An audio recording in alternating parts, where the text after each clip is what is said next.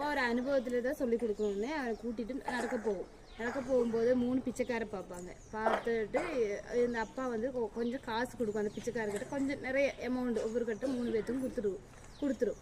கொஞ்ச நாள் கழிஞ்சிட்டு மறுபடியும் அங்கே போகும்போது ஒரு பிச்சைக்காரர் அங்கேயே தான் உட்காந்துட்டு இருக்கும். மறுபடியும் பிச்சை எடுத்துகிட்டே தான் இருக்கும். மகனை கூட்டிகிட்டு தான் போவாங்க.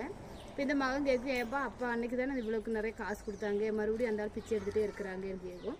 இன்னொரு அவங்ககிட்டே கேட்கும், இன்னும் 2 பேர் இருந்தாங்களே உங்க கூட, அப்போ அவங்க எங்கேன்னு கேட்கும். ஒருத்தர் பற்றி நமக்கு ஒன்றும் தெரியாது, ஒருத்தராக இருந்தால் நல்லா ஹோட்டல்லாம் வச்சு பெரிய ஆளாயிடுச்சுன்னு சொல்லுவாங்க.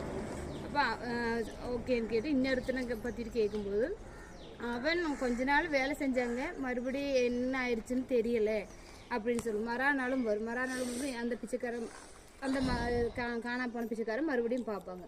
அவங்க என்ன பண்ணீங்க, நீங்கள் காசெல்லாம் மறுபடியும் ஏன் பிச்சைக்கே வந்துட்டுருக்கீங்க அப்படின்னு. நான் 3 நாள் 6 நாள் வச்சு சாப்பிட்டாச்சு, அதுவும் காசு தீர்ந்து போச்சுங்க